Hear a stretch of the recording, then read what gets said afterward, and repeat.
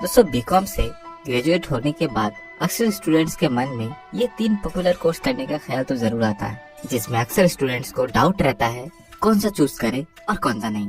हाँ, हम CA, MBA और एलएलबी के बारे में बात कर रहे हैं। हम इस वीडियो में डिफरेंस पता करने वाले हैं, जिससे आपको इन तीनों में से कौन सा चूज करे वो जानने में हेल्प मिलेगी।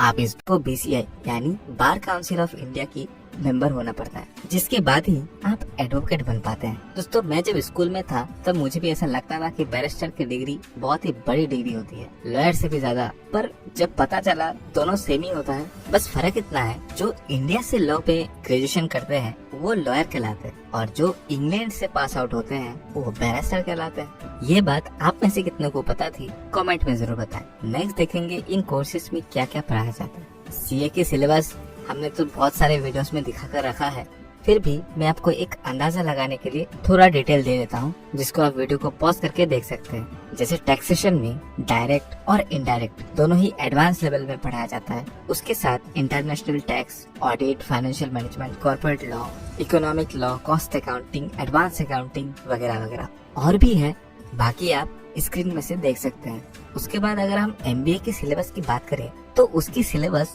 एक वीडियो में बताना पॉसिबल नहीं है, क्योंकि उसके लिए एक डेडिकेटेड वीडियो ही बनाना पड़ेगा, क्योंकि उसमें बहुत सारे ब्रांचेस रहते हैं, जैसे HR management, business planning, financial management और भी बहुत सारे ब्रांचेस होती है जिससे आप एमबीए कर सकते हैं। तो हर एक का अलग अलग सिलेबस होता है, तो वो दिखाना पॉसिबल नहीं है। वो जानने के लिए आपको गूगल करना पड़ेगा, या आप मुझे कमेंट कर सकते हैं, मैं नेक्स्ट वीडियो उस पर बना सकता हूँ। और एलएलबी के सिलेबस की बात करें तो अमूमन हर एक यूनिवर्सिटी में सेम इसी तरह के सिलेबस देखने को मिलेगा, जैसे labour law, administrative law, taxation law, law of evidence, family law, law of contract वगैरह वगैरह। नेक्स्ट सीए, एमबीए और एलएलबी, ये तीनों ही पास करने के बाद आपकी पोजीशन कैसे रहती है, मतलब आपको किस टाइप की जॉब मिलेगी। दोस्तों तीनों ही प्रोफेशनल कोर्सेज है, तीनों ही बेस्ट है। सीए की पोजीशन की बात करें तो सीए बनने के बाद आप financial officer, financial auditor, tax auditor, senior accountant, senior account executive, इस तरह के पोस्ट में आप जा सकते हैं अगर आप जॉब करना चाहे तो। और अगर आप अपना फार्म खोलते हैं तो आप अपना खुद का काम कर सकते हैं। और एक सीए कंपनी की मैनेजर पर्सन भी बन सकता है। और एक ऑप्शन रहता है सीए के पास, आप एंटरप्रेन्योर बन सकते हैं, टीचर बन सकते हैं। और अगर एमबीए करते हैं तो एमबीए कंपनी की बिजनेस स्ट्रेटेजी को संभालता है, operation management, marketing management, financial advisor के तौर पर भी काम करता है। उसके अलावा वो अपने खुद की बिजनेस भी ओपन कर सकता है। एलएलबी की बात करें तो आप लीगल एडवाइजर बन सकते हैं, आप गवर्नमेंट सेक्टर पे जॉब कर सकते हैं, एडवोकेट, जुडिशरी सर्विस जैसे civil lawyer, criminal lawyer, corporate lawyer. उसके अलावा legal researcher, litigation attorney, cyber lawyer, इस तरह के फील्ड में आप लॉयर बन सकते हैं। उसके अलावा मैजिस्ट्रेट, डिस्ट्रिक्ट जज, हाई कोर्ट जज, ये सब बनने का भी आपके पास ऑप्शंस रहता है। हमने इस वीडियो में इन तीनों ही कोर्सेज के बारे में आपको थोड़ा बहुत डिटेल देने की कोशिश करी है। आई होप आपको कुछ ना कुछ जानकारी तो जरूर मिली होगी। इसलिए मेरा मानना है अगर आपको कोई भी कोर्स चूज करना है तो उस कोर्स के बारे में आपको थोड़ा बहुत रिसर्च खुद की भी करनी चाहिए।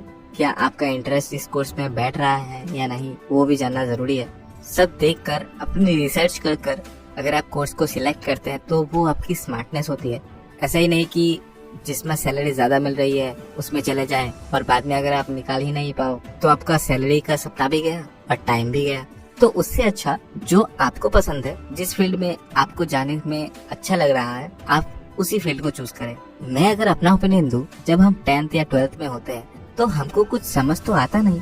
बहुत कम ही स्टूडेंट होते हैं जिनका गोल सेट होता है। ज्यादातर बच्चे तो लोगों से सुनकर ही किसी कोर्स में ज्वाइन कर लेते हैं। पर कोई नहीं, हमने जिस कोर्स को चूज किया है वही बेस्ट है, ये मानकर चलेंगे तो बहुत कुछ बदल सकता है और आप कामयाब भी हो सकते हैं। बस कोर्स चूज करने के बाद लोगों की बात ना सुने और अपने सेल्फ कॉन्फिडेंस पर अडिग रहें। आई होप इस वीडियो से आपको कुछ जानकारी मिली होगी। वीडियो अगर अच्छी लगी हो तो वीडियो को लाइक और चैनल को सब्सक्राइब करके आप हमें रिवॉर्ड दे सकते हैं। धन्यवाद।